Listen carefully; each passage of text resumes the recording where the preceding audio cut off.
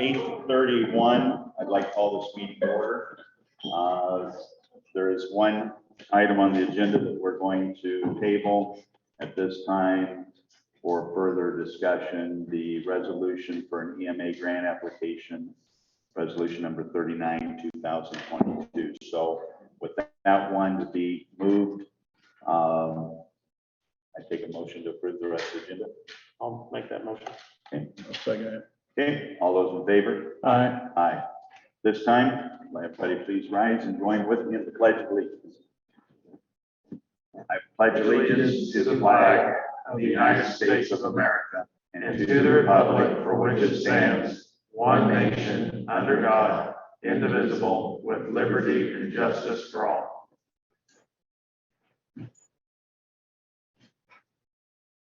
Okay, first item up is public comment. So if anybody has anything they'd like to share with us, just announce your name JD Kennedy. and you're on. Thanks. Guys, I'm, as you know, one of the newer VA commissioners. And as of this last week, Congress has passed a new bill pertaining to the burn pits in Iraq and Afghanistan. They're estimating that they're going to have to hire thousands of new VA employees just to fill out paperwork for all this. I got out of the Navy over 60 years ago, and I had nothing to do with the VA 50 of those years.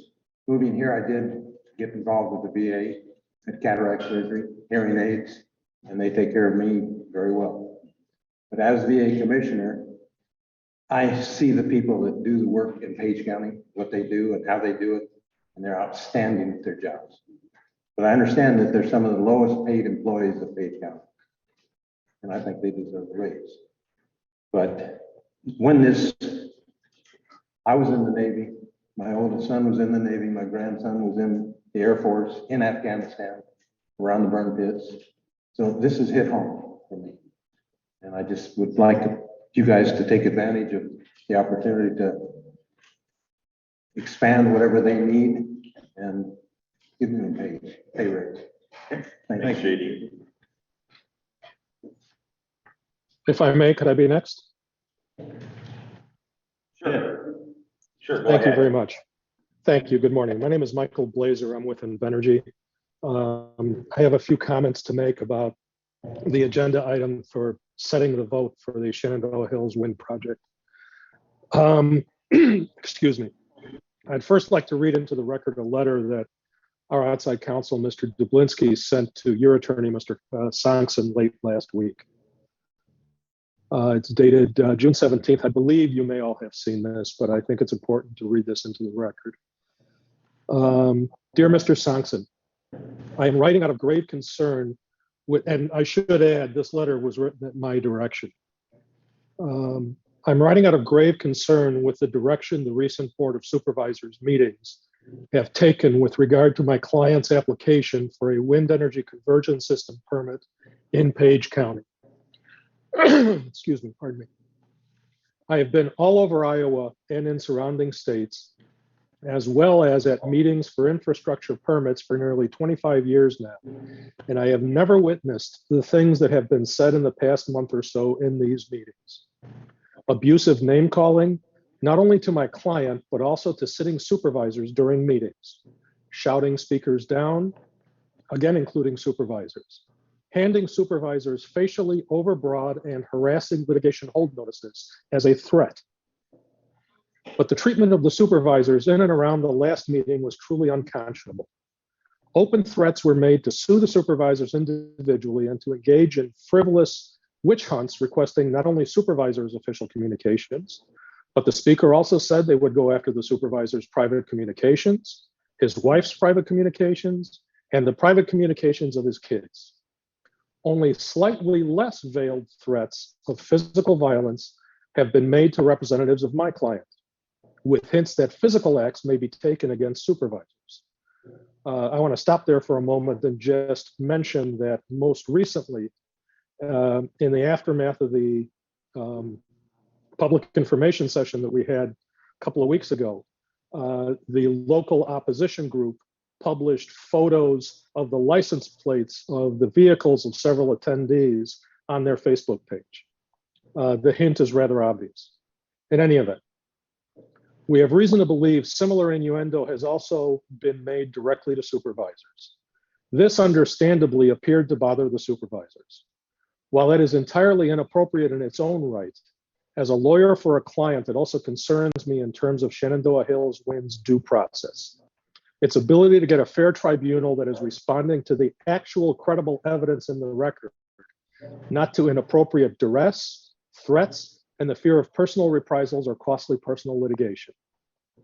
I respectfully request that you help guide what is left of the process in a way that ensures fair and respectful meetings and which ensures Shenandoah Hills a decision free of bias caused by harassments and threats.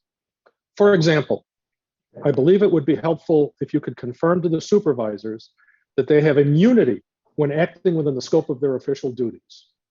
Tort claims against the government in Iowa are governed by Chapter 669 for state tort claims and Chapter 670 for municipal tort claims. These chapters apply both to claims against the government entity itself and to claims against governmental employees acting in their official capacity. Each chapter exempts certain claims from liability. These exemptions include the discretionary function exception with Iowa Code sections.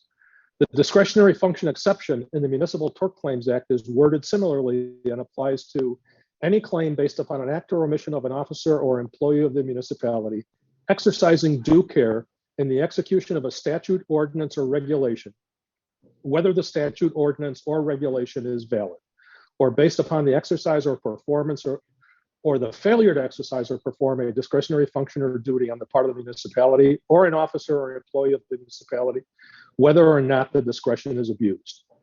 And that's section 670.41C of the Iowa Code. And we cited to a case, Baldwin versus City of Esterville, an Iowa 2018 case. Even beyond that, individual officers have qualified immunity against claims for money damages under Iowa Code section 670.4A. And the county has a duty to defend officers and employees, including elected officials, and hold them harmless against any claim, groundless or otherwise, arising out of an act within the scope of their official duties. Again, Iowa Code section 670.9. Certainly holding public meetings, considering and ultimately voting on an application under a county ordinance falls squarely within the scope of the supervisor's official duties. Wind energy generally and the Shenandoah Hills wind application have been on the supervisor's agenda nearly every week for months now. There have been ample opportunities for objectors and supporters to be heard. Sadly, the extended and extensive consideration the supervisors have rightly given this application has now devolved into incivility and outright threatening behavior. Particularly in light of recent events around the country, such verbal abuse and threats of physical harm cannot be ignored. Promptly concluding the specified process for deciding on the application will help. But anything you and the county can do to protect the process and its participants, including the supervisors, from improper harassments, threats, and bullying will be greatly appreciated. That's the letter. And the only other thing I want to address is the Iowa statutes provide a mechanism for addressing both the possibility that one or more supervisors may not be able to attend the meeting, or, and I doubt greatly that the statute was enacted with the type of behavior that we're talking about in mind, but nevertheless, it clearly applies. And that's Iowa Code section 21.8, which allows you to hold your meeting virtually by video. There has been clearly disorderly behavior at recent meetings that have interfered with the orderly conduct of the meeting. And we believe using video may allow better management of that to ensure a fair meeting. So either because of the type of conduct that you and our employees have been subjected to, or possibly if individual board members are incapable of attending physically on the date you set for this vote, we recommend that you utilize the authority granted to you under Iowa Code section 21.8. Mr. Blazer, Yes. excuse me. we have a 5-minute limit, Mr. Blazer. Okay, thank you. I appreciate that. Thank you. Thank you very much. The only thing I'll conclude with is it's critical if you do use that statute that your minutes reflect why you're using it. Thank you very much. I appreciate the time.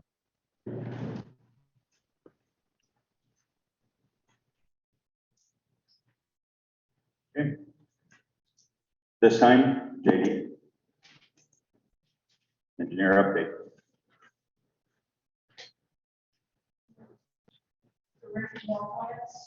Oh, I'm sorry. I thought no one else was getting up. Does somebody have another public comment? Go ahead. I'm sorry. First time here, but I do have watched on Zoom. I'm Kathy Hutchison. My husband is Brad Hutchison. I live at 2546 F Avenue, Point. Live 3 miles west of Point, 4 miles north of Northwood. From the very beginning, when we started hearing about wind turbines coming in, we talked to all our neighbors around us, and they all decided that they were not going to happen. So we weren't worried about it, but recently, within probably the last 6-8 months, we've learned, I mean, this has been all real secretive about where they're going and how big they're going to be and all that. Found out we're going to have one right across the road from us on a neighbor's landowner's property that has said repeatedly that he wasn't going to put wind turbines up. It's going to be, we've heard anywhere from 1,500 to 2,200 feet from our property. This is a brand new house for us. Our house burned down 2 years ago, and we just moved into the new house. We wouldn't even built the new house if we'd known there'd be a turbine across the road, for one thing. I've called everybody in the book. I've called government officials. I've called conservation department. I've called Invenergy. I've talked to them quite a few times. I even called the state senator, energy department, conservation department. Nobody was willing to give out any information, like for the environmental part of it, the study. We've got owls sitting in our backyard right now. Nobody seems to care about the bats and endangered species, and we live an hour and a mile and a half from the Drakes even. I didn't think we would be able to put turbines that close even. I'm nervous, but I'm sorry. Nobody's been willing to budge. I even called the landowner, talked to his wife. It wasn't him that actually wanted the turbines. It was apparently his sons or grandsons that talked him into it finally, but nobody's willing. He's got 400 acres across the road from us. I don't know why Invenergy can't see to move it further away from our house. 400 acres is quite a bit. I mean, 1,500 feet is, and I imagine it's going to be a big one there because they've offered to put 2 in our own backyard, which we refused, and they've offered 3 other places for us to have turbines. We refuse it all. We've been offered good neighbor money, $10,000 for one across the road from us at a different location. We've been, they're ruthless. They are. They're nonstop, and can't get anybody to budge on where that location. Whoever wants to wind turbines is fine, but put it by your own house, not somebody else's. I mean, he doesn't live there. He has a rental house across the road, but he doesn't live anywhere near where the turbine is going to be. So we decided we didn't want them either after all the, looking into some of the bad things that are being heard about, the noise, the intermittent lights, the flashing, and the turbulence under the ground that could cause problems apparently. And we decided we didn't want to subject our neighbors to anything like that. I mean, we could have had 5 of our own turbines. The money is not important to us. I'd rather have the view. I don't want to go out my front door and have a 600-foot tower to look at. So that's why I'm here. And if anybody could see fit to look at it again, please. I talked to Alan a couple days ago. I think he said that. I trying to find the email with the number of feet, Kathy, but I'll keep. I think you told me 1,900, but I've heard 1,600 from Invenergy. From the property line maybe, but I think from the property line, that would be about correct. That's still way, way too close. I mean, if you've got 400 acres across the road, why can't they move it further out? What number turbine is it? That would be number 47. Yeah, 47. Okay. And to answer your question on the trace, I know that the head of the trace has been in contact with them on a couple of the turbines that were in question, so that I'm not sure what's going to happen there, but they are in talk with them. So if you have any questions, talk to Becca Castle.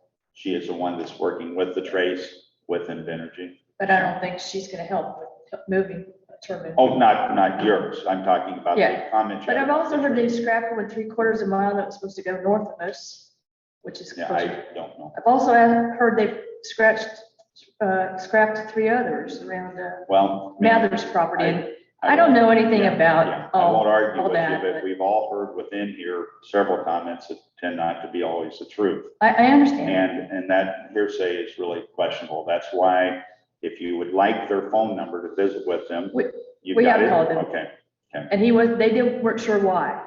They said they didn't know why they were scrapped. Yeah.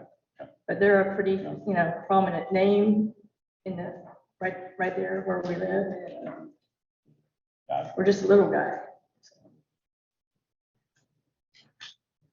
Okay. Any questions? 47. Thank you.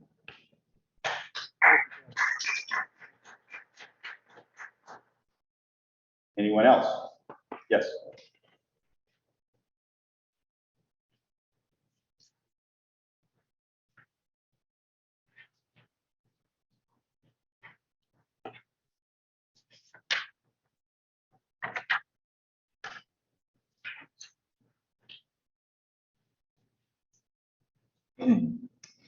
Mary Ryan, my husband Jim and I live a mile west of Point on J52. We're actually Kathy's neighbors.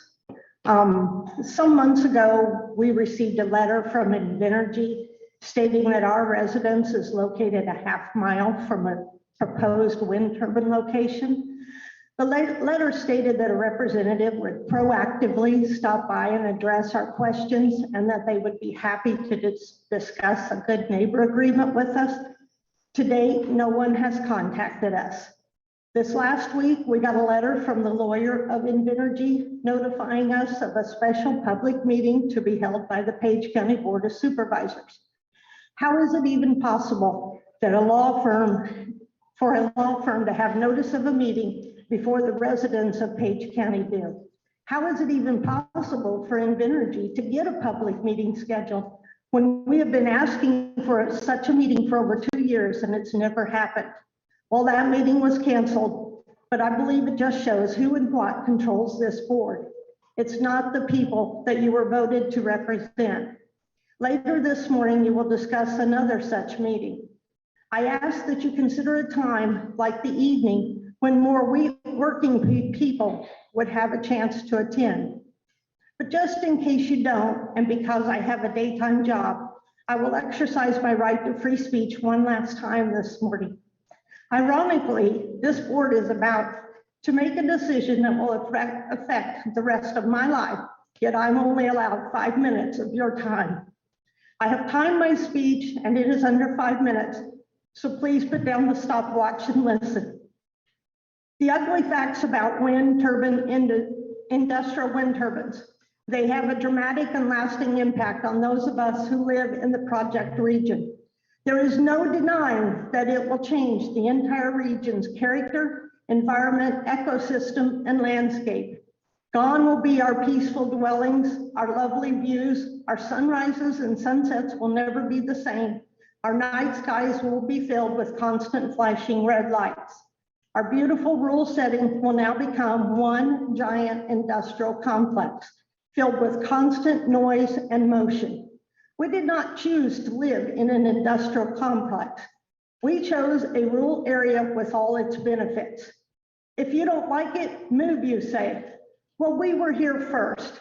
For over 30 years, we have worked hard for our home, improving and maintaining every square inch, just to have it destroyed.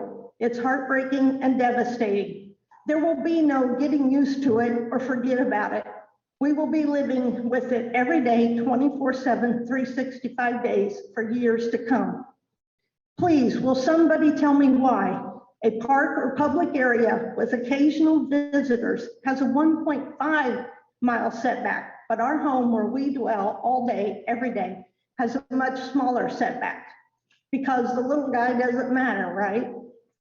In order to save time, I have given you a sheet with my 35 reasons to oppose this wind industry project. I will not waste my time going over these, as this board has brushed aside our concerns for over 2 years. But let me address the reasons for your reasons for support. It's the landowner's property rights to do as they please. Not so fast. If property rights were the holy grail, then I could put up a all-night drive-in movie theater in your neighborhood and there would be nothing you could do about it. No, you've never been allowed to do as you please with your property. There are laws and rules and ordinances to protect everyone's rights. There's the story of a cruise ship and one guy decides to cut a hole in his cabin. It's his room, he can do as he pleases, while the ship sinks and everyone drowns. Property rights do not prevail when we're all in the same boat. If you cannot keep the negative effects of your decision on your property, then you do not have the right to infringe on someone else's property rights. This ordinance that you passed way back when was written for the benefit of big wind industries, not for the residents of Page County. Number 2, green energy. The notion that a nation can run on sunshine and breezes is worse than delusional. You call it progress, I call it propaganda. A 2-megawatt turbine is made of 260 tons of steel that requires 300 tons of iron ore, 170 tons of coal, all mined, transported, and produced by hydrocarbons. The industrial wind turbine could spin till it falls apart, and it will never generate enough energy as it took to build it. A 2020 study shows that industrial wind energy is less than 25% efficient. That's like buying a 100-watt bulb and getting the light of a 25-watt bulb. It doesn't make sense. Wind energy is not the renewable energy that we need. It's too invasive, too harmful, and simply the biggest land grab scam of our time. Number 3, the money. That's what it all comes down to. That is a decision maker. Greed wins and we lose. You have put a price tag on our rural life and considered it sellable. So now that you have sold your souls and sold out the lives of so many residing residents, I ask you, how much money will be enough? When Rockefeller was asked that same question, he said, always just a little bit more. You will always want more, because the money will never be enough to repair the land and the roads and the lives that will be destroyed in the process. So then what is the next big money-making scheme for Page County? So I gave you 35 reasons why I oppose wind turbines. I plead with you one last time, to vote no for the Shenandoah Hills project. Review and rewrite the wind ordinance to make it fair for all residents. You can do that. And most of all, stop pissing down our backs and telling us it's raining.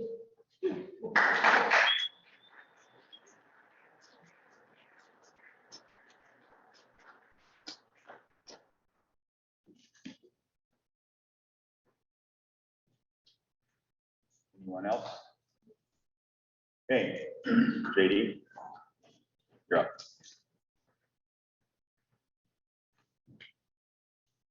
Morning, JD King, Page County Engineer. Fine day in Page County, sun shining longer today than any day of the year. Of course, then it's gonna go backwards from now on, but The blades are out in the districts. We're hauling rock with 2 trucks. Yesterday, we were hauling chips yesterday to J55 outside the quarry with road oil bleed. So today there'd be 4 trucks hauling rock. Pipe crew down on J53 finishing up the second of 3 crossroad pipes that we're working on there. And we also have some entrance work associated with a bridge replacement project on 280th. 280th is also J53. Have 3 mowers running, various spots on the pavements. On the pavements, they have big shoulders and slopes. And we got the boom mower up in the northeast part of the county where we have a couple guys watching the contract rock haul. In the shop, we changed direction on our plan for the hoist. Instead of an in-ground hoist, we've planned to purchase mobile hoists that are networked, wireless. They're more versatile than the in-floor hoist that's been down since December, waiting on parts. And then when the parts finally showed up, it was the wrong parts, and it's still a long ways away. So this is a better alternative to that. Also, after a review of the budget with the first claim session done and both payrolls done in June, the next payroll will be in July. I have $138,600 in spending authority left this fiscal year. We bought 2 pickups. Well, one's this year, one's next year. Moving on to the engineering side, the pavement on the Stanton Road is finishing up today at the Bethesda intersection work. Shouldering gonna be a pause on that, and I'll maybe a couple of weeks. I'll be in contact with Hanson to see when they can get to that. Sooner would be better. The contract rock haul of 68 miles and 20,000 some tons should be done today. Our seal coat work on T Avenue, Page Center Road, and D Avenue up North Essex is tentatively scheduled for the first week after the 4th. So it'd be the 11th of July. It should come in then. So we're busy right now with $4.3 million of work under contract between the paving, the seal coat, and the farm to market rock haul. Items coming up in the future include a short piece of petition rock east of Coyne, and a road closure and vacation on 245th Street, which is northeast of Coyne there. Also coming up in July is Engineers Mid-Year Conference. We have a letting of a bridge replacement in Buchanan Township on the 19th. And given our current circumstances and inflation as it is, we probably need to discuss with the board what priorities are for the fall, because given $5 diesel and the possibility of more expense there and our current rock price and current metal culvert prices, and the fixed expenditures, or a fixed budget, we need to talk about what's a priority to the board and what doesn't get as much attention. Questions for me? Can you remind me of the date that on the Essex North Bridge, that grant, when we'll learn on that? The Essex North, I think the grant, the one that we don't have yet. the one that we don't. I don't know. You don't know when that. I don't know. There's several grants are out there that a committee of county engineers from the state is working on. I'm not on that committee. But when they solicit candidates for those, that'll be on the list. Okay.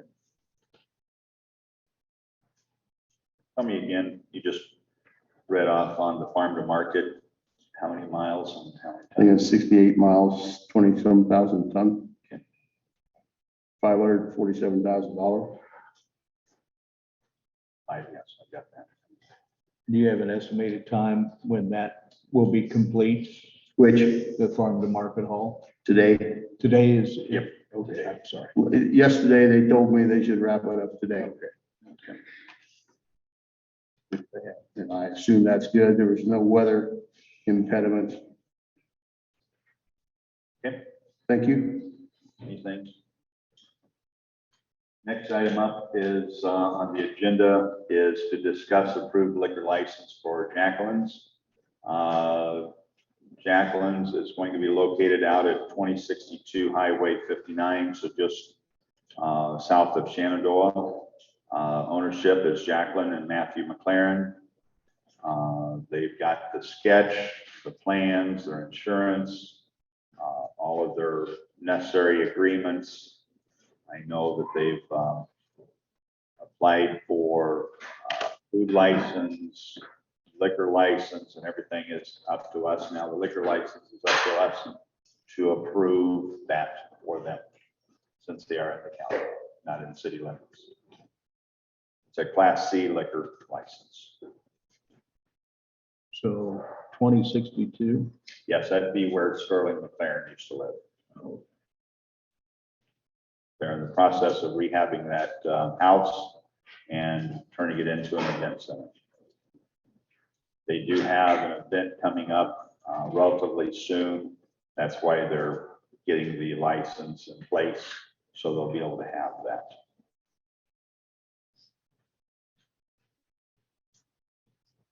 Well, I'd move that we approve the request for the liquor license. I'll second that. Okay, the motion and second, all those in favor? Aye. Aye. Aye. Okay, nothing to sign, is there? Okay, thank you. Okay, next item up is discuss approve tax abatement for 201 North Broad and 1301 West Valley, two different resolutions, both with the city of Shenandoah.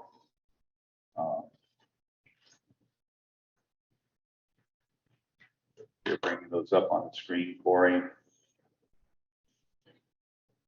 That is at 201 North Broad.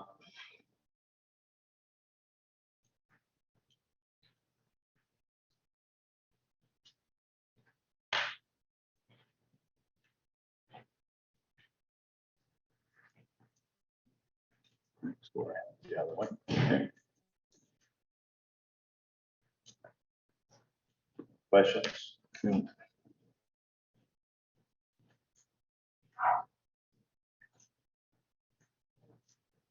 You make a motion, Go ahead. I'll make a motion, we approve the tax abatement on 201 North Broadway Street, Shenandoah, resolution 37. So we both up there. Yeah, Can we do both? I think so. And also 1301 West Valley Avenue, City of Shenandoah, resolution number 38. I'll second that. Okay, the motion and second, all those in favor? Aye. Aye. Okay. Pass those down for signature whenever. Next item up is to discuss approved setting date for rescheduled special board meeting to discuss and vote on the application for a wind energy conversion system.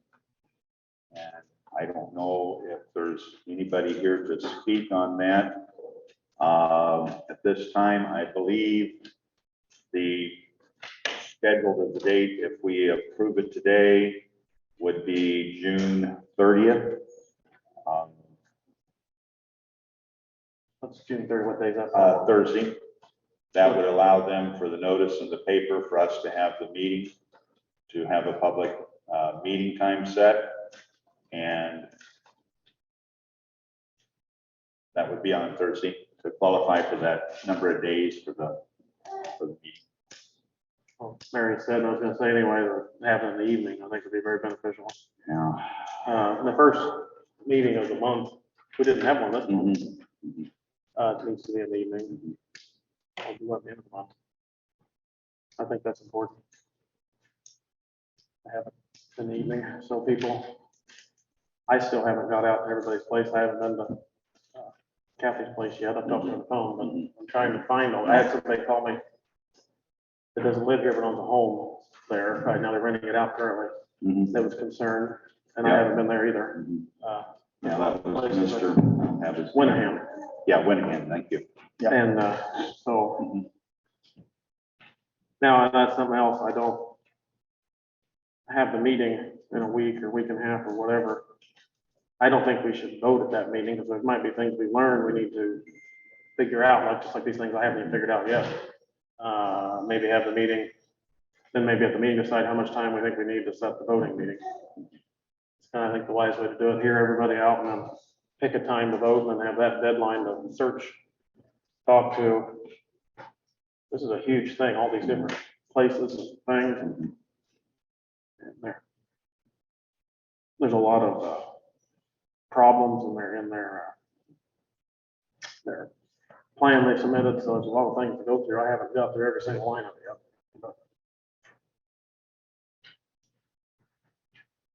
But if it's the 30th, I think it should be in the evening. And that'd be the soonest, I would think.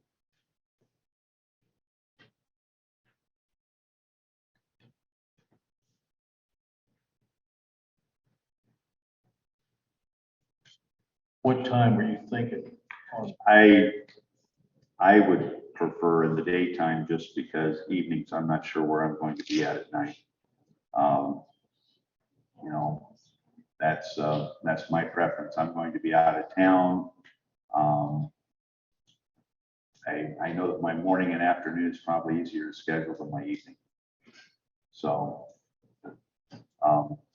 Well, whenever this was brought up, which I never did talk about, that email we got from their attorney mhm. telling us we're gonna have it on Thursday at 2 or something. Myself, years ago, had asked for different meetings and things, and everybody's asked and never was met with, oh, sure, we'll just have a special meeting anytime somebody wants. It was, here's the meeting, come like anybody else. That was pretty arrogant and ridiculous, but I don't know, I mean, I'm willing to sacrifice to make it easy for people to come, so. I just wanted to share with you, Jacob, and I don't know if you had requested anything or not.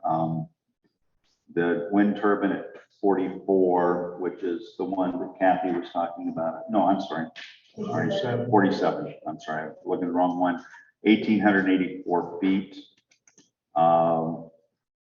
The ones that were at 44, which was, I'm trying to think who that was.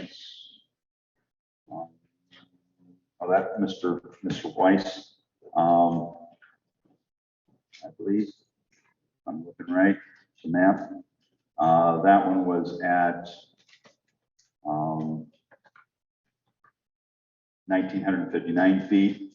And then the ones at 51, 2, and 3, or 51, which is the closest at Mathers, that was at 1,775 feet. How far is it from their business that has a living quarters in it, because they operate it every day? That wasn't even in our work. The other thing is, like I've said a lot, that's just ridiculous, is all the landowners that have this, that don't even have a house on their land, that now will be affected gravely by this, not being able to build safely, so.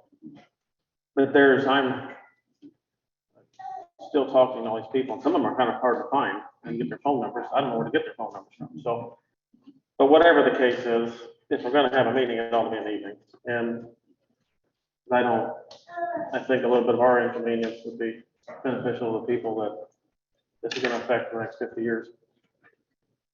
For one meeting, I do not think we should vote at that meeting either. I think we should, what if we learned something there we need to think about? So I do not think we should vote at that meeting. I think it should be the big informational meeting on this with us, people making their case.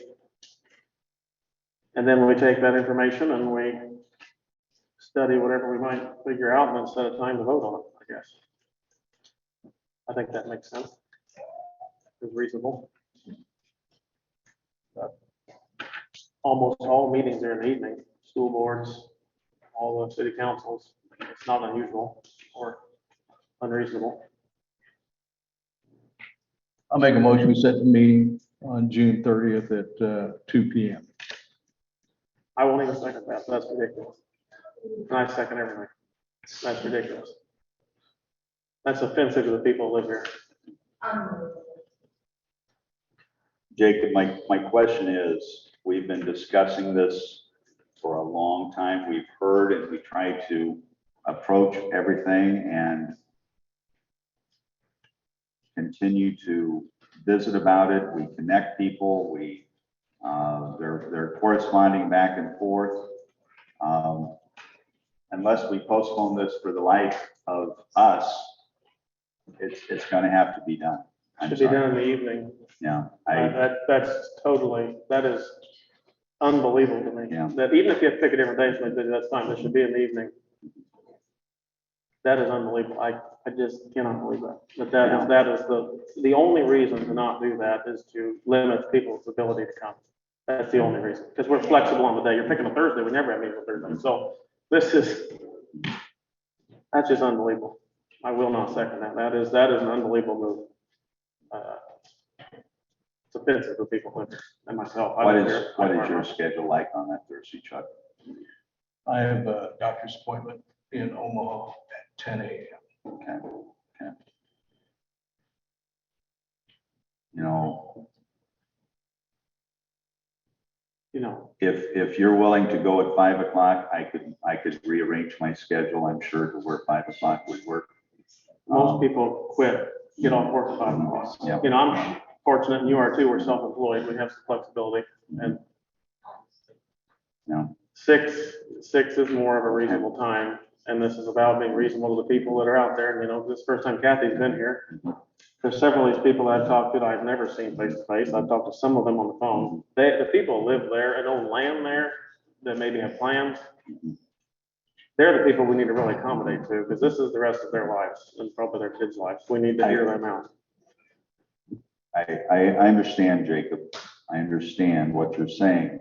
But there again, if we would have set the ordinance at 1,500 feet from the property line, all of these problems would still be within the issue. And there would be, and that was what you wanted. And then there would be no question. And we have survived that, and the issue with the trace is taken care of. We feel they're working on that between the trace and the Invenergy folks, and that sounds like that is going to be solved. Well, the issues are not solved, but if these three people are a few more feet than 1,500, that's great. Mhm. There's a whole lot of farms out there that are, whatever the height of the turbine is from the boundary, so now they've had tons of their property taken up, they can't safely build on. So I know what I wanted does not take care of. There might be 3 specific homes that barely meet that requirement. But that's not at all what the whole goal of what I've said for years was. So, and again, this is a big deal. This is probably the biggest thing that's happened in a long time, and it's gonna affect people probably more than most of what we do. Yes. If we're gonna have a meeting, it ought to be in the evening, it ought to be at least at 6 o'clock. And, I'm on the EMA 911, I think it's at 5, and it's in the landfill at 5, and that's a hard one to get to, because Yeah. I think it should be 6, and it should be no later, no earlier than the 30th, which is the earliest date we can do it. Probably should just be on Tuesday, so it's more a standard time, but if it's a big meeting, I can see having it on off day. But we're here to represent people and hear them out one way or the other, to be as convenient as we can. And out of the sheer arrogance of their attorney saying 2 o'clock on Thursday, that is, I've never seen. Jacob, it's not their attorney. I said 2 o'clock would be the best of my schedule when they asked me what time would be best for me. So don't be always blaming. Well, I saw a letter from an attorney that told me when the meeting was gonna be. I heard nothing from you, so. Yeah, but you want me to start calling you every time that I have a thought? No, Okay, but okay. I got a So letter from attorney I'm going saying. to second I'm going to second Chuck's motion to do it at 2 o'clock on Thursday. So motion's been made. I'm going to second. All those in favor? Aye. No, I will Okay. not vote for that. Okay. No way, no how. Okay. It's terrible. Meeting is going to be set for Thursday, June 30th at 2 p.m. And Order, please. please, if you have the rise to speak, that was during public session. If you cannot be orderly and civil, I would ask you to. Listen, Mary, thank you. didn't listen. Thank you. You can't be orderly and civil. Okay, next item up, project update from Summit Carbon Solutions. We've got Tyler Hanson with Turnkey Logistics. Tyler, thank you. Thanks.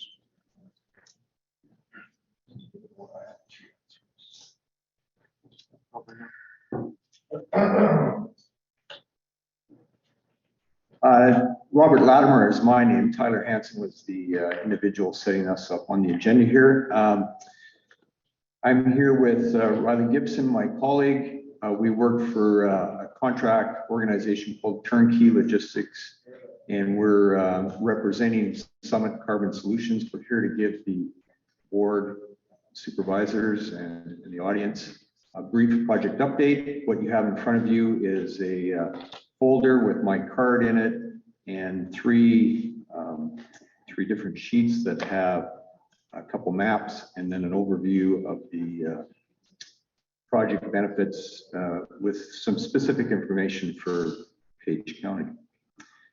A little recap. Summit Carbon Solutions is proposing a multi-state, very large scope carbon capture and transmission sequestration project to take carbon dioxide from existing ethanol plants, approximately 34 of those in 5 states, take the carbon dioxide and move it to a sequestration area in the Bismarck, North Dakota area to permanently sequester that carbon dioxide forever. There's value in doing that keeps the ethanol industry profitable, keeps that ethanol industry running in a very green state, so to speak. And the value proposition is the ethanol would continue to remain a real profitable renewable fuel going forward in the future. Kind of some key facts on the information sheet. The total estimated investment in Page County based on the physical pipeline being installed in the ground and auxiliary facilities. That's approximately 7 miles in total of 6-inch pipeline. That total investment is around $6.4 million. The estimated new property tax after that project goes into service is around $245,000 a year based on current tax statutes and regulations. I'm not a taxation expert of how that comes back to the county. We can get you some of that information. Again, this is an estimate. And so there's the value of the asset installed brings some property tax benefits back to the county. Currently on our land acquisition for the pipeline in the state of Iowa, which is 685 miles of pipeline, approximately 32% of all easements have been acquired. In Page County, 7 miles total pipeline, approximately 22% of all easements have been acquired. We're still working on collecting all the information for non-environmental permits. Kaylee Langrell is our contact here that typically will be dealing with Page County, and I think she's been present here before. The Summit Carbon Solutions has filed with the Iowa Utilities Board for a permit for this project in the state of Iowa, and they're hoping that his decision will be pending sometime next year around this time. Questions? What's Kaylee's last name? I don't think we met her. Langrell, Langrell. Okay, thank you. She's been mainly working with the county engineer. Oh, Yes, yeah. okay. Oh, okay, so you know. Several times.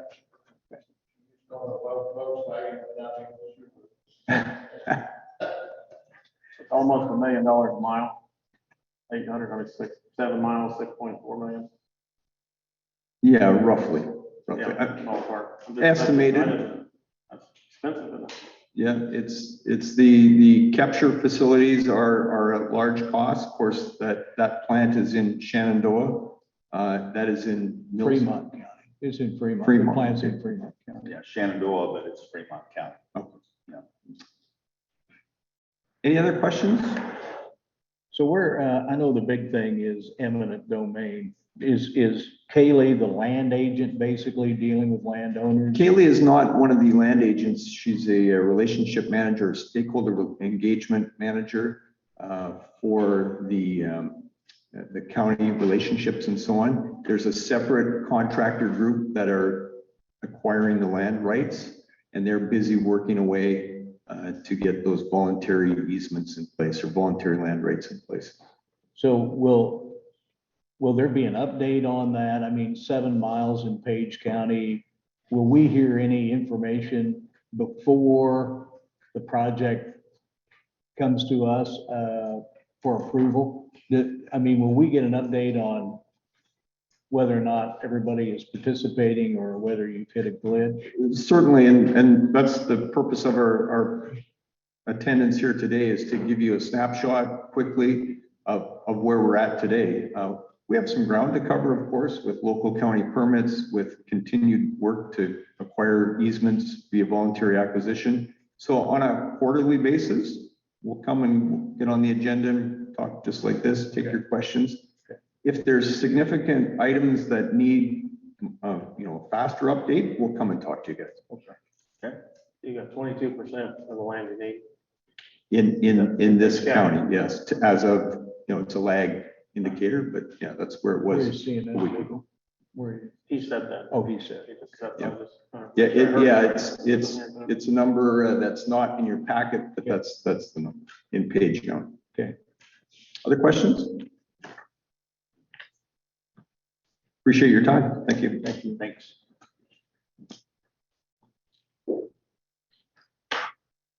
Next item up. We're a little bit ahead of schedule. Either the one drop. Do you want to discuss anything about EMA, where you're at, what you're doing? Oh, we got a few minutes. Oh, sure. We have a search committee that will review and make a recommendation to the board for an EMA director who will be in charge of emergency management, not in charge of dispatch. That search committee consists of the police chiefs and fire chiefs in Shenandoah and Clarinda. Also consists of Lyle Palmer, our sheriff. As the chairman of that board, I'll be involved in those discussions along with Brian Hammond, who is acting as our interim EMA director. And the deadline for applications is Friday of this week at 4 o'clock. So that's kind of the update. When do you guys have your next meeting? That hadn't been set yet, but I assume it will be very early next week. Okay. Yeah.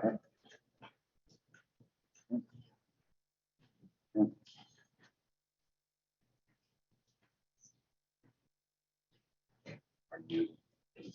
Okay. Pardon me? I didn't know. It's Justin here. He's gonna be here at 9:40.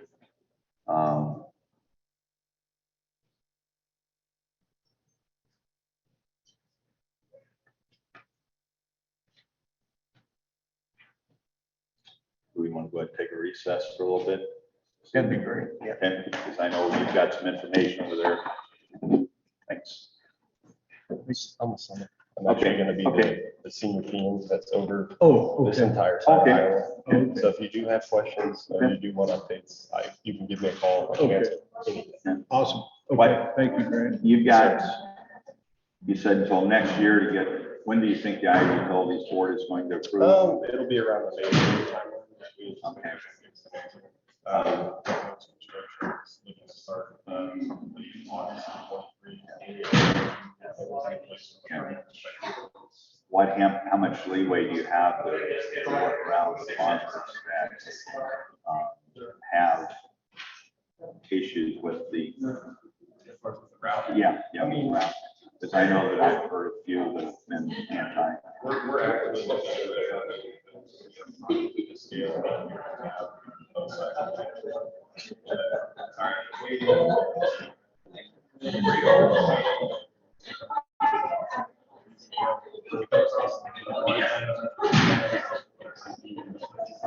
Right.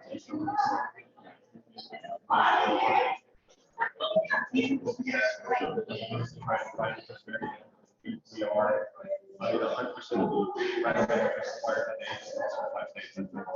yes, big message, right? Sure. But I'd say inherent cost.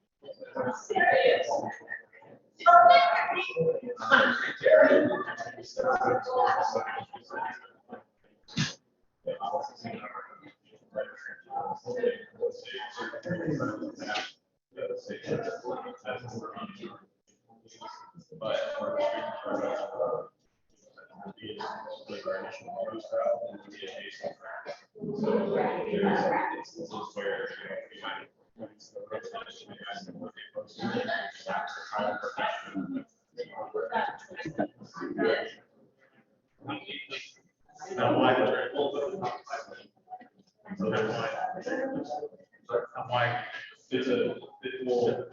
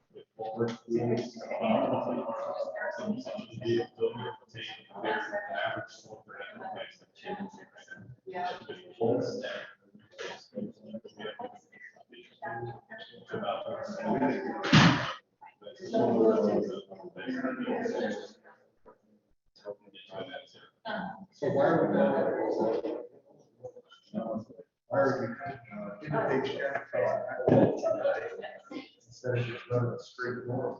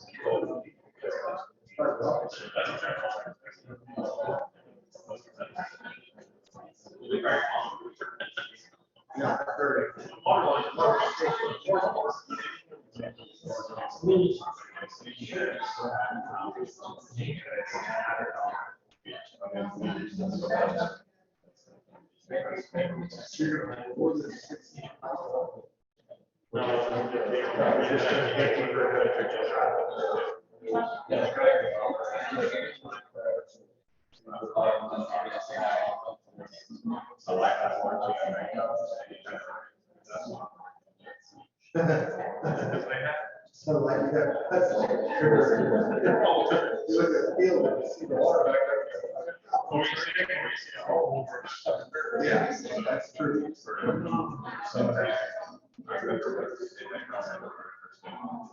I hope they have.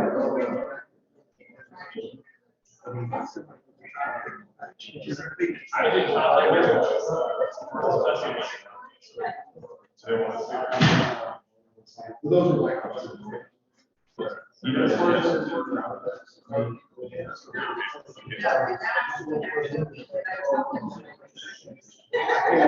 have the information that was gave you. Can you pass it around on this for that?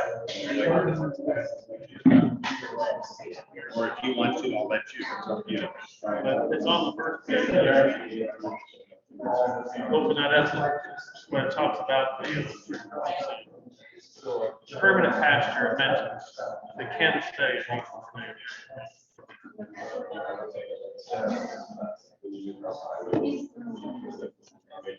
Here.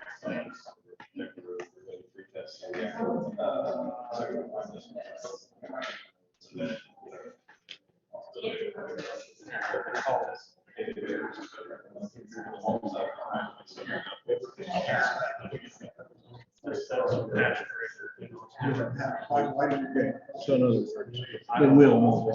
It's not really, no, it's not. I talked to Cindy last night. Okay. Well, Senate Melissa said you were through the document, so.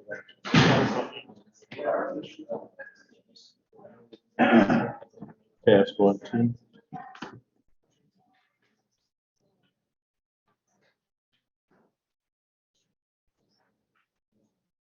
Test. Test.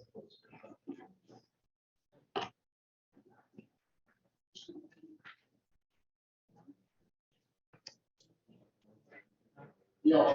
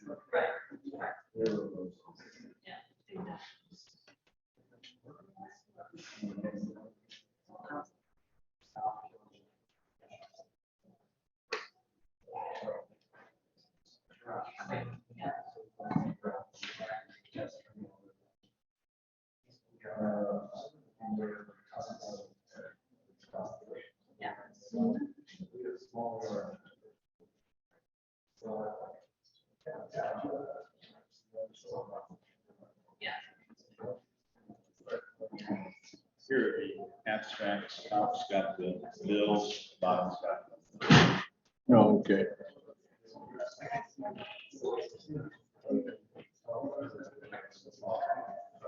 What's the date, 21st?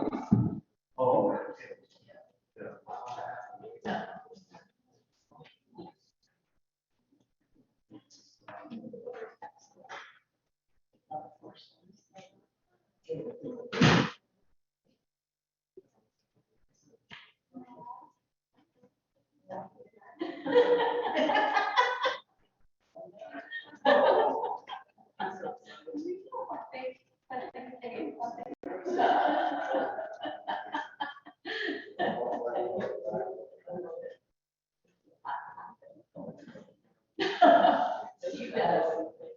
Oh, no, there. I don't know.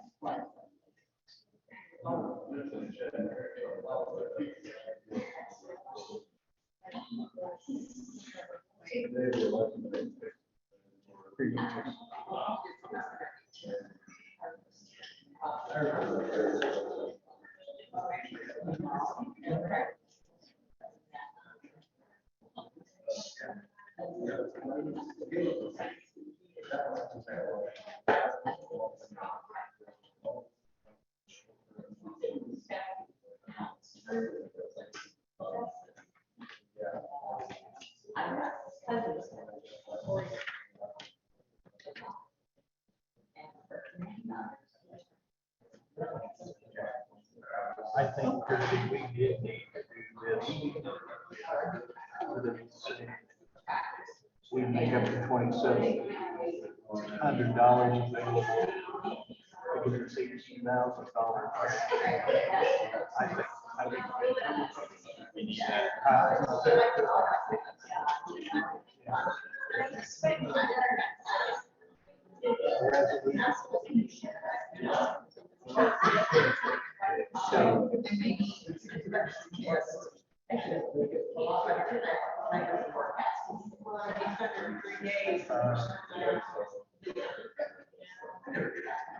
So I don't know. I'll have to call Alexis Queen to see, and then see if she's. Does he know that? Yes, yes. What's she gonna do? She's,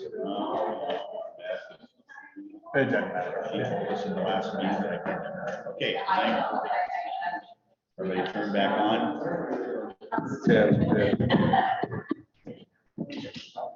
Okay, it is 9:40. I'm going to call the meeting out of recess.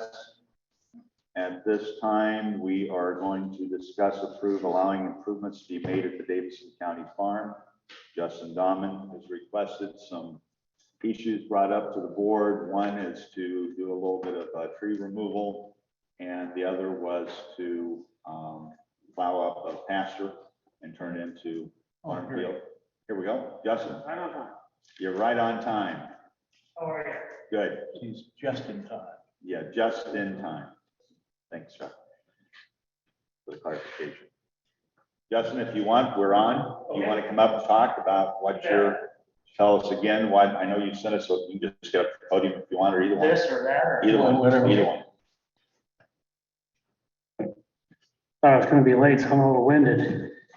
Stairs will do that to you. Yeah. Where would you guys like to start? I think just reiterate what you wrote in the letter, the note to us, and, You bet. Yeah, so just, there's a few trees in the pasture that, one of them's been hit by lightning. There's two that the limbs are kind of breaking down and they're out in the middle of that pasture. So I was wondering if we could take our own excavator in there and remove those at our expense. And then the other request I had was, there's a lot of fescue in that pasture, and we've been haying it and grazing it. And I was requesting just a 1 year to terminate and plant beans in it. And then we'd go back in with alfalfa orchard grass or an alfalfa clover orchard grass. I know in the contract it says that it's supposed to stay haying and grazing, but about the only way to get rid of that fescue is to terminate it. So with that, we'd have to terminate it 1 year and get that all killed, and then we'd go back in with new species. And that's why I was requesting it, because in the contract, it does read that that needs to stay pasture. Questions? So, yeah, because I think Jacob got the contract this morning. Yeah, and Essie's will here says in the will that it's calls it permanent pasture, and really would like it to remain permanent pasture. So, Correct. now, I understand fescue's not good, I get that, I don't like fescue either, but it creeps, but in the light of what it says, and I talked to Wendell last night a little bit, I think for those reasons, trying to honor what she said to put it in the crop, would kind of go against what she says here, even just 1 year. So I understand what you're trying to do, I understand it. But we gotta honor her wishes the best we can with The other what we're doing. The other option is if you guys think that, we should not terminate it all, we don't go to if we did go to a crop, I would recommend just doing soybeans the 1 year, terminate it, and then go right in this fall or early spring next year. If you feel like that is, overstepping her wishes, we could go in with an interseed, like a clover, a heavy clover, and it wouldn't terminate, it wouldn't kill the fescue, but it would set it back. On fescue, what I would do is go out there in February and throw 3, 4, 5 pounds fescue out. Yep. I'm not fescue, I mean clover. Correct. Winter seed it, and that wouldn't, clover will help fertilizer. It won't change anything, it just adds to it. Correct. And we've done that. And if you go out there, it shows that there's clover there. It's just the fescue is still kind of having its way. But I knew since that was in the contract, I didn't want to. Yeah, doggone it. I don't believe overseeding clover is not changing the sod, it's just adding to the sod. I don't think I do it all the time, but to go in there and plant a crop on there kind of goes against what your wishes were. Nope, I understand that. So that's kind of how I'm looking at it, I guess, just trying to. Nope, I understand. So, but as far as the trees go, I don't know which exact trees there. I saw the dead ones way out there, one dead one. That's the ones we're talking about. Kind of the few, if you guys can envision the pasture, it'd be the ones to the west that are out on that site that are kind of breaking down, and we've been Working around. mowing around them and stuff. And I thought, well, where they're breaking down, we would be willing to do that at our expense if that was the wishes and you guys were okay to do that. Yeah, if they're dead trees. If they're dead. Yeah. Are all of them dead or something? No, they're not all dead. They're no hardwoods. I think there might be I don't know, 1 or 2 of them are a hedge, and one of them might be a maple, and I can find out too and report back to the board if you need to. Well, something might be, we talked about this in budget time, and I haven't talked to you yet, but something that can be worked on, we talked about the money we're collecting rent off this farm. If there's fence or issues with fence, I've not been all around the fence, you probably have. Yeah. We can start working on keeping up the fence, we'll start putting in some fence, I think, to try to maintenance the farm a little bit every year, so we're growing, getting better, and not worse. You But bet. something to think about, you see the worst stretch. There is one to the north that is weak, but everything else is, manageable. Things like that, we can try to make sure we're leaving it in grass, we need to make sure we have good fence. How much on the north are you talking? I mean, how many feet? Oh, it's probably 1/8 of a mile. So it wouldn't even be very much, we could do something like that. Yeah, It's trying to put a little back in the farm as we go. So, the hospital, they don't like cows on a helicopter pad for some reason, so. Narrow mind. Yeah, they don't like that. But, no, But just wanted to, it's just thoughts and ideas and I wanted to run it past you guys this morning. Well, I understand what you're thinking here, but I would say clover, in my opinion, is one thing. Clover is the best option, not you be evasive to the sod like with the changes. And trying to reestablish sod can be, I've done that, can be a challenge too. Is it possible that the clover approach doesn't work and maybe we consider a year of beans on there if this doesn't work? Absolutely. I mean, it's in your guys' hands, obviously. I just want to be respectful to you guys and to SC and so any of that stuff that we do that, you know, that in some eyes is positive, in other eyes it isn't. I just want to make sure we're being transparent and good communication, I guess, so. Appreciate that. All we've got is a document. I wish we could ask. Yeah, ask her what she thought. Yeah. So I'll go ahead. If you guys don't have any more questions for me, I'll be seated and Okay. you guys can Catch your breath. catch your Yeah. breath. Yeah. Thank you very much. Thanks, thanks, Justin. Thank you.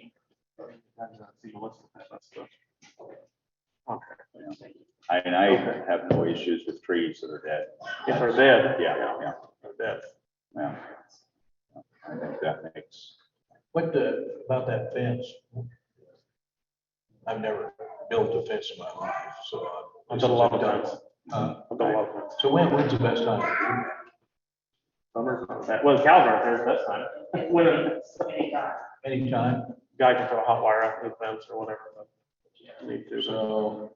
we can- Whatever's convenient. I mean, it's been this way forever. Whatever's convenient. We just got it paid, so. Probably just need to call a couple fence guys and see what they think. Get a couple bids, and I don't mind working on that either. To see what it costs. Any maintenance issues like that, like fence, and things like that, that's the landowner's responsibility. You see them, make note of it. Because I want this farm to be, you gotta do a little overtime to keep it up. Right. And we're collecting a lot of rent off of it, so. Do you guys just have a couple more minutes? Sure. I wanted to, since some people are zooming in, I thought I should stand here and just give the comments, but we did go ahead. Some other things we did at our own expense is, you know, we took those trees out. You guys got the bid last year. They took all the trees out and piled them. Well, instead of farming around those brush piles, we went ahead and burnt those brush piles down. We communicated with the fire department, let them know we were burning. We got everything burnt and buried, and everything's clean to the west of the facility there where the old hedgerow was. And the only thing I did do is I did not burn the brush pile where the old homestead was. It's really close to a really nice oak tree, and then there's a power pole there and a garage. And so at some time, I guess, unless anybody had other ideas, I thought we should have the fire department out when we light that to keep that garage. That brush pile is really close to those three things. I just thoughts. Do you want us to coordinate with Roger or do you want to coordinate with Roger? We can do it as long as you guys, I just didn't want to burn it and then have Right. damage because of that pile. That pile is really close.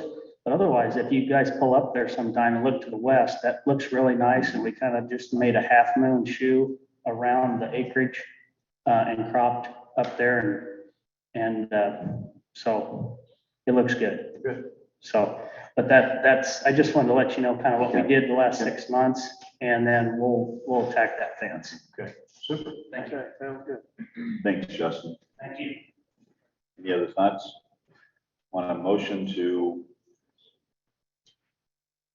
approve removal of dead trees? That to, Yeah, if they're dead, if they're not, I think there's something, somebody's telling me that we gotta be careful with live trees, because she was very particular about the Yes, trees and what yes. they're, so we just gotta make sure they're brush or whatever, they're not something beneficial. Yeah. Which, You guys want, we just take that. You guys we'll have a look, yeah. have a look. Yeah, that's, so it's just the ones out Okay. there in the west hillside. those Okay. clones. that would be right. Okay, I looked from the road this morning. Okay. Okay, I'll go look at that. Look at We're going to table for going out and looking and the then trees. see. getting a recommendation and Okay, Thanks, Okay. Justin. yeah, thanks for coming in. thanks. Okay, next item up is to discuss Shan Hill's project signed by the Page County engineer. Page County Horizons is going to speak. Jane, Tim? Name's Jane Stimson. I was going to start out with having Mary Ann had a few questions from the last meeting. If you want to come up and address those.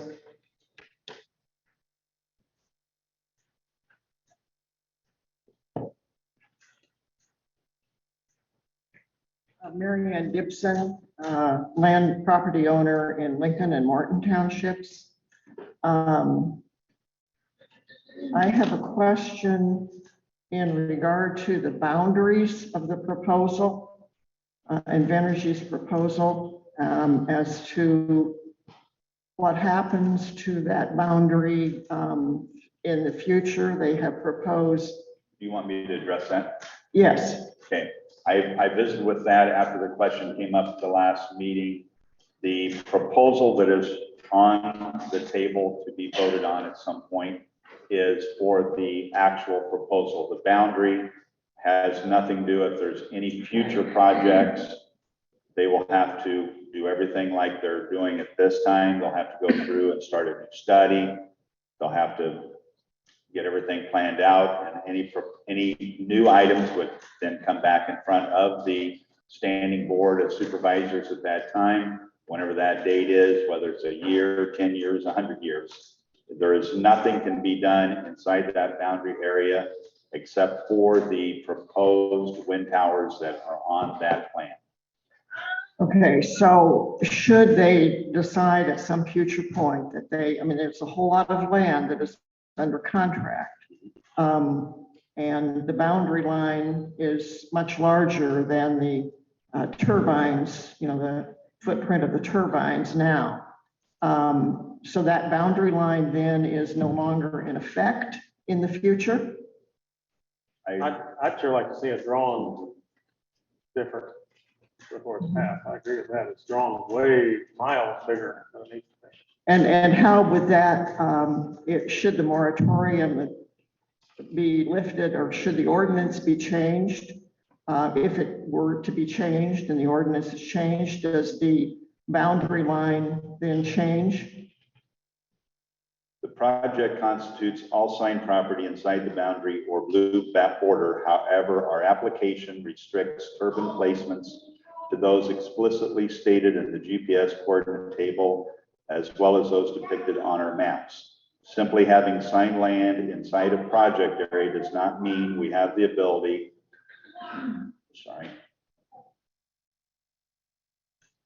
it's popping up on my screen here. Does not mean we have the ability to add new turbines at a later date outside the locations we've already requested. We simply seek the approval of the turbine locations included in our application and the ability to connect those turbines entirely via signed land back to our project substation. If we ever want to add turbines, which we don't or plan to do at all, we would have to update our application and seek an additional approval.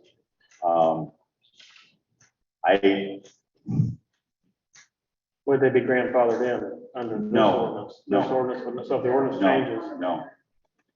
If the ordinance changes at some point during the moratorium, let's see. It's not going to be, yes, so. Could that be put on the record? I really think it's important to have public record to that, because Let me ask if anybody's online that would want to speak on that from Invenergy.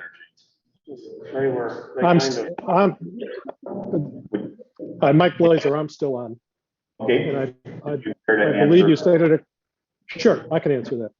I believe you stated it correctly. So for the record, ma'am, our application, regardless of how much land is included, is for a specific number of turbines in specific locations.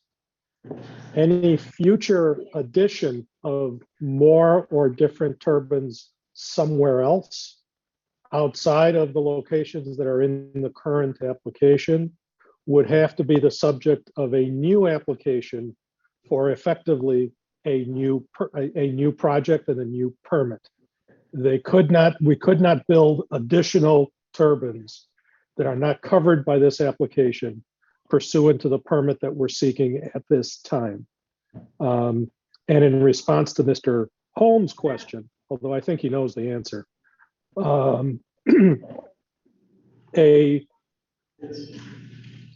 Number one, as was just said, we have no intention of adding any. Number two, however, if there was a subsequent change to your ordinance, it couldn't affect the present project. It's not as if you could, after assuming we get approval, after we get our approval, and then you decide to change your ordinance, the present project would be subject to such a change. We would be grandfathered in. However, any future change in the ordinance theoretically would apply to some new unspecified project in the future. Hope that answers the question.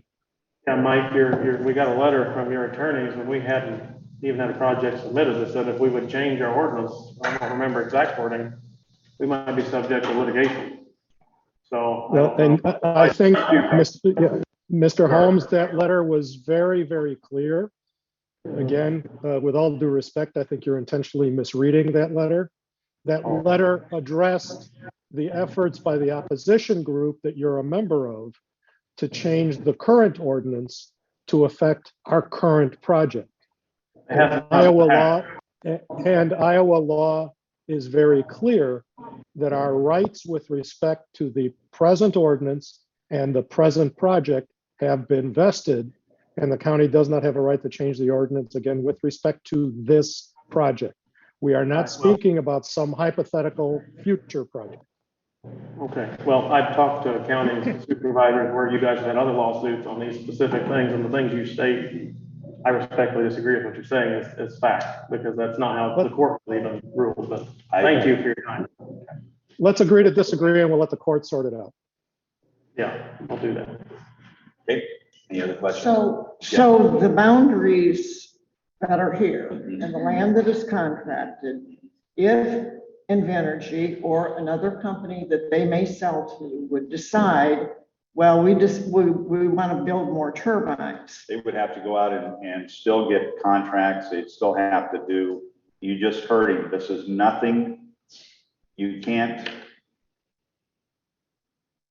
do another project without it being put in front of a board. And I'm going to guess within that 180-day moratorium, there will be a change there may be more discussion on the ordinance. And at that time, if the ordinance is changed to allow or disallow, then that will affect any future projects.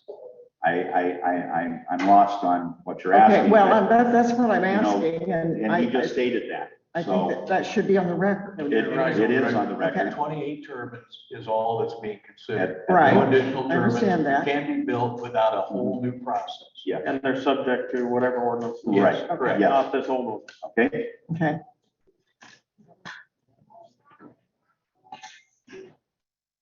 I have a question regarding the Wabash Trace, number 77. Right, and if you would like to talk to, I'll direct you to talk to Rebecca. She is in contact with Invenergy on that particular item. They have been in contact now for about 4 days, and they're working on something on that, and Rebecca will be able to address with you what she's doing. I'm not going to get in the middle of those because I'm not involved in their conversation except at the tail end of it. So, but I'd be glad to let you talk to Rebecca on that if you want. Okay, well, I will plan to. Rebecca, however, was going to be delivering a baby. Has she done that yet? I don't know, but she just responded. We've talked twice over the weekend, so I don't know if she's had the baby yet or not. Okay. So, but anyway, Mark Kroll has been visiting with her, and or Isaac has been visiting with her on that particular turbine. Okay, thank you. So, yes. And I do want to kind of make it clear to my friends and neighbors that I am not more concerned about the trace and the environment than I am about their properties and their being in the footprint. But the issue needs to be addressed. Also, the issue of the environmental impact. We discussed when a couple meetings ago when Invenergy presented the project, and so I was looking forward to reading their environmental report. I was underwhelmed by their environmental report. It was a one-page simple map and a 3-sentence statement that they made about the project area falls within the Greater Mississippi River Flyway. They affirm that they have identified any significant migratory flyways and nesting areas for federally listed birds, bats, and endangered species within 1 mile of a proposed wind turbine. The project retained a third-party environmental consulting firm to assess the habitat and potential presence of federally listed species within 1 mile of proposed turbine locations, and no federally listed species, bats, or endangered species of habitat or nesting areas were confirmed, and a depiction can be found in this simple drawing, okay? So my question is, do you intend to request of Invenergy supporting documents to verify their statement? I'd be good with that. I can request that. Sure. I was gonna say, I thought, Yeah, I hope all the lawyers on here, they can start working on it. thought I had it, but maybe I don't.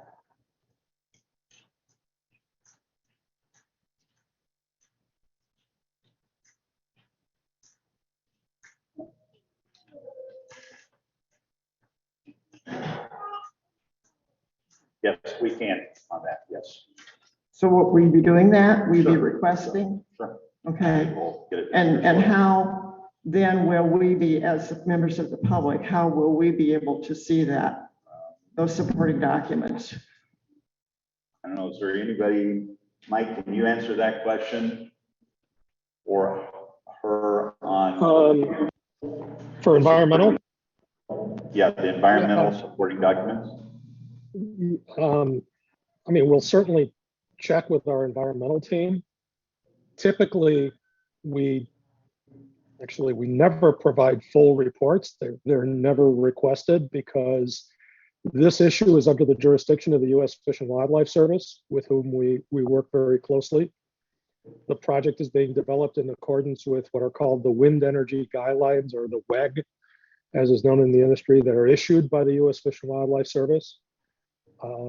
They are satisfied with the results of the studies that we've done. We affirm the statements. I can affirm it here, and we'll affirm it on the 30th, that the statements in the application are true, correct, and accurate.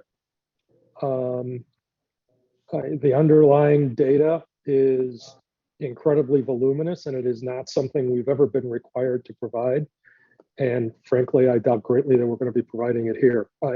While, ma'am, I understand that you may be looking for more, what you're seeing in that one page is the conclusion that has been arrived at, consistent with the applicable requirements of the U.S. Fish and Wildlife Service, and to a lesser extent, the Iowa DNR. So that's in our application.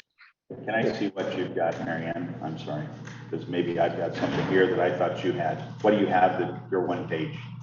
What do you have there, your one page that you're referring to? Can I see that? On page, their application, environmental flyways, 3.5. Okay, I'll just send you what I have here. I'm sorry, I thought you had it. So I will send this on to you. And then if you have questions, if you want to give me a call, and then I will pass those on to and get answers for you. Okay?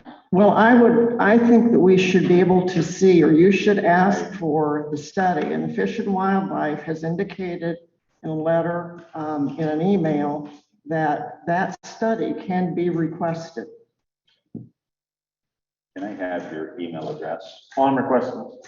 So however we need to go. I don't Can know. I have Request your it. email address again? I thought I had it in my phone, but I'm not. I'd like to see it. Gibson Farm at Heartland. There we go. Got it. Okay. Okay. Okay, so we can expect to see the supporting documents from Fish and Wildlife. I just sent you more than what you apparently have. You look through that and then give me a holler and let me know what you're missing. Okay? Okay, was that posted on the Page County website? I just sent you an environmental summary response that I had on my phone. So, Okay. okay.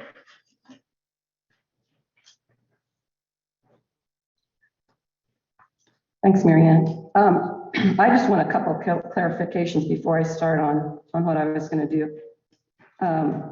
The man from Invenergy, his name is what? Mike Blazer, Blazer, Blazer. and his position with Invenergy is what? Mike, can you share with us on that? What's your position? My formal title is special counsel. Special counsel. Thank you. And Jane, Mr. Chairman, just real quick, Jane, you sound like you're going to be protracted. Is it correct when you asked for time today, you asked for 20 minutes? Is that what you asked for today, 20 minutes of our time? I didn't put a time on it. Did we have a request for 20 minutes, I believe is what. If that's true, then we started 2 minutes late. Alan asked Mike to talk for a while, so we got. I was answering questions. Yeah. So, So we have 20 minutes allowed. At 10:10, we have a special meeting. And Mr. Dublinsky is who? he's a lawyer for, I can sure answer these afterwards if you want to. Okay. I can give you that information. All right, and then I want clarification. After the public meeting, will you be voting that day, June 30th? Yes. So you're not going to take any of the concerns of the public at that meeting and research and look over those? Which is what a public meeting is for. I'm not going to argue that point and waste anybody's time. We've been having public meetings, Shane, now for over 2 years, and we've taken this information, we've done research, we've contacted people, and we're continually gathering. I've been receiving phone calls daily, both pro and con, and you think I just ignore them? No, I go out and look, I go out and measure, I go out and do things. We could have public meetings for, I would guess, for 100 years on this, if we were going to, but that's not a fair project for everybody that's involved. Some people want it to be started, some people don't want it to be started. We need to continue moving forward. Are you willing to go out with JD to visit the project site like you do for other projects in the county? Sure. Are you willing to meet with some of the people in I that, have been meeting with people, Jane. out at their place? I have. I've gone out. Has anyone called you to come and visit and Yes. their place? Yes. What was your response to her? I can't remember what my words, but I'd already been out there. I'd already talked to her twice. So, I don't remember you ever being out. I didn't come to see you. I came out to your property. You just said you talked to her twice. I did talk to her twice. She's called twice. She wanted you to come out and talk to her at her place.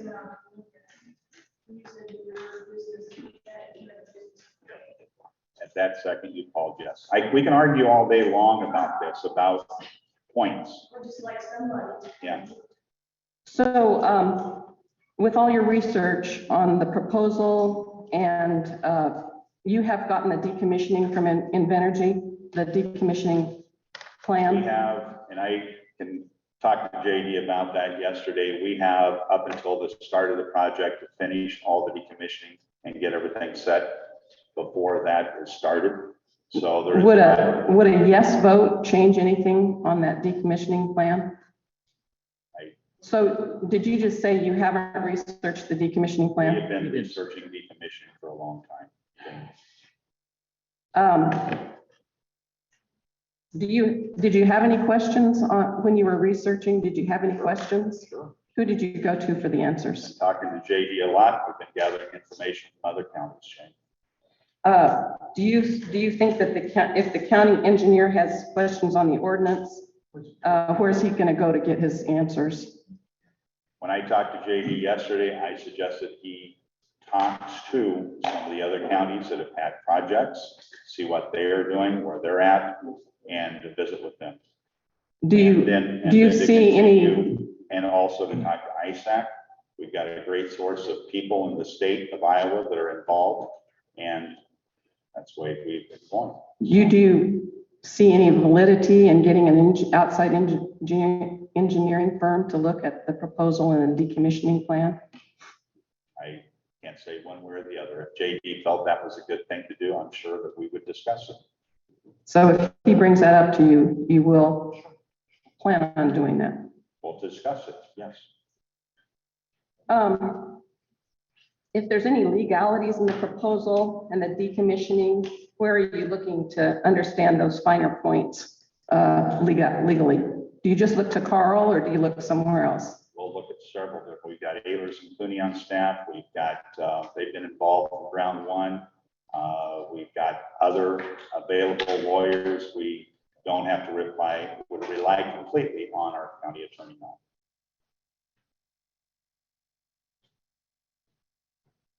Something in the decommissioning that says the county will have the right to request the owner to provide financial assurance in the form of a cash escrow, a deposit bond, or letter of credit as selected by the owner, which I believe would be Invenergy.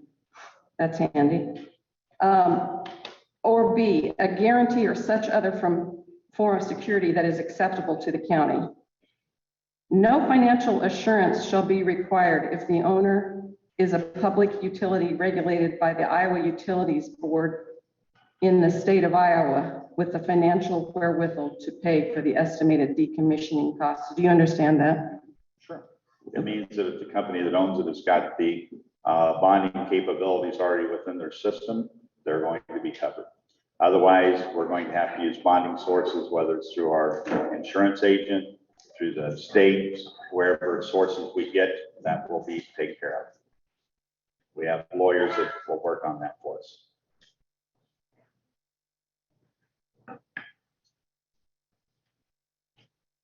Does anybody else have any questions?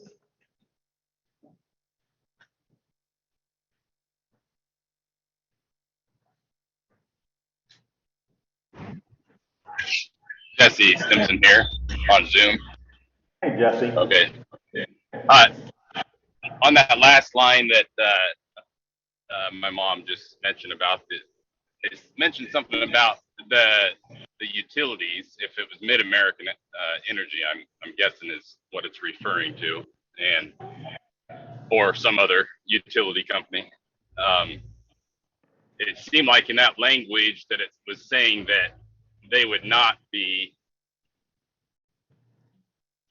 required the same way that Invenergy or whoever would have this. They wouldn't have the same requirements that Invenergy would have to assure the financial support for decommissioning. And that kind of threw a red flag up for some of us, and we were trying to figure that part out. And I think that'd probably be something we should look at a little bit closer to make sure that we know for sure that if Mid-American Energy were to take over ownership of the Shenandoah Hills in the future, that they would still have the same requirements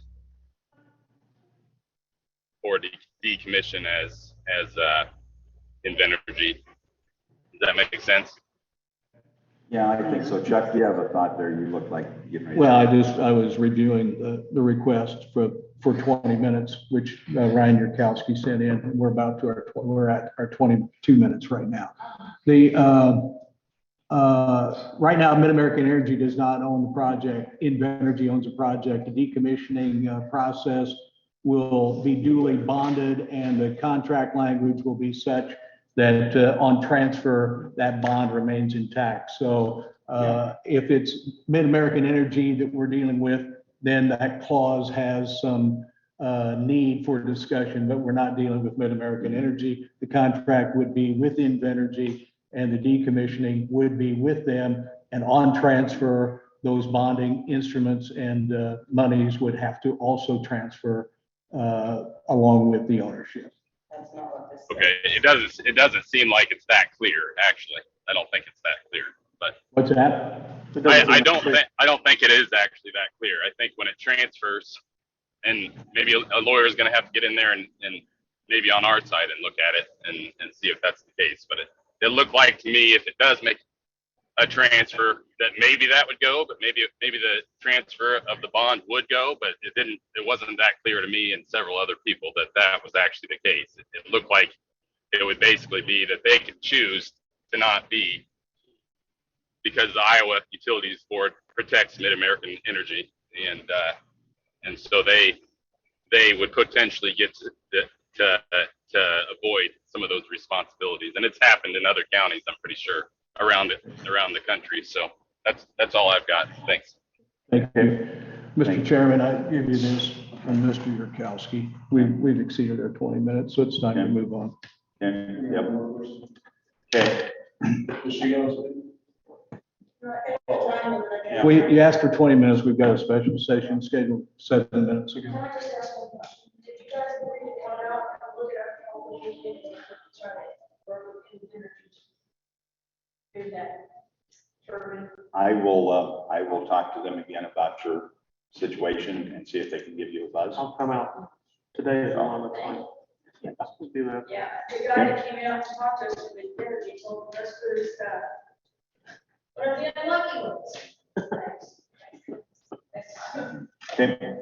So I'd make a motion to go into closed session per Code of Iowa, Chapter 21.5.1C to discuss with legal counsel for a public records request, possible action.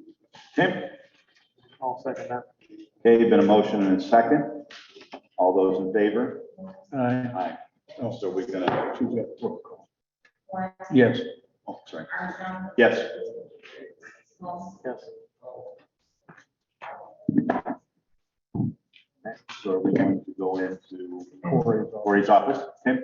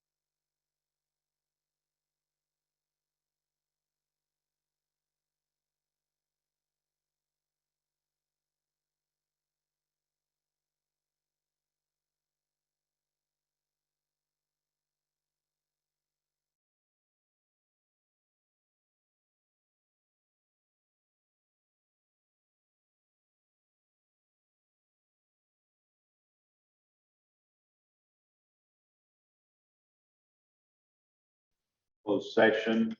We need to do a roll call again. We're back in general session. Okay. Okay. Yes. Yes. Okay. Now discuss approve action. I'd like to make a motion that we retain Hopkins and Hebner on our public records request. Okay. Okay. All those in favor? Do you want to do a roll call? Okay. You ready?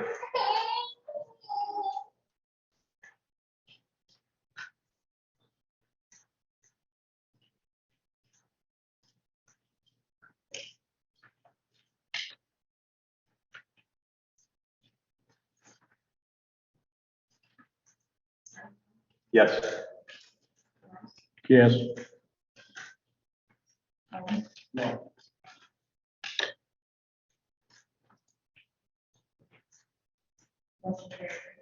Okay. Next item up is board communication. I'm going to join the second half of the governor's task force meeting. It started at 10 o'clock. Scheduled to go till 1. Okay. And then, let's see, tomorrow, have a 4th Judicial District Board meeting. And then Monday, Mental Health Disability Service meeting. This is when you guys do your work on approving salaries and all that, or have you already done that? We've done that. Okay. We did the CEO evaluation, and it'll be the last meeting of the summer. Okay. We won't meet in July. Or July. Yeah, we won't meet in July. And then also- what else? 4th Judicial tomorrow. Yeah. And then actually, there's 2 meetings. There's Zion in the morning on Monday and mental health at 1 o'clock Monday afternoon. The mental health is, We meet in Oakland. yeah.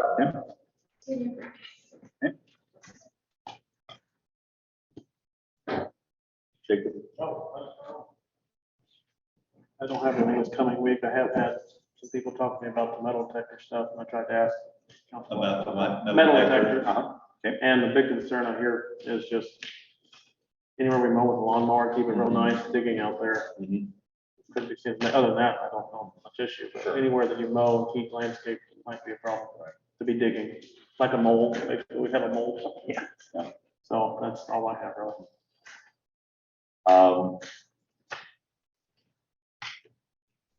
The roofing project at Page County West Building has been completed. I just forwarded on the bill. They finished it up today, this morning early, for the new foam roof on Page County West. And we'll have a couple of rains coming up this week, and I'll monitor. And I've got one ceiling tile that I know needs to be replaced in Zion. But I visited her yesterday and said we'll take care of that, get that done as soon as we make sure I'll try to get that done tonight so we can check, see if it rains, if it has any damage. SWIPCO on Thursday. That is our monthly meeting. Thursday afternoon at 1:30. So other than that. Okay. Through claims. I don't know if those have gotten all the way through. Yeah. Sign. Okay, motion to approve claims. So moved. I'll second that. Okay. All those in favor? Aye. Okay. And approve minutes. I didn't have to see any problems. Yeah, I looked through, I didn't either. I'll make a motion to approve the minutes. Okay, Second. Okay, all those in favor? Aye. Aye. Motion to adjourn. I'll second that. Okay. All those in favor? Aye. Aye.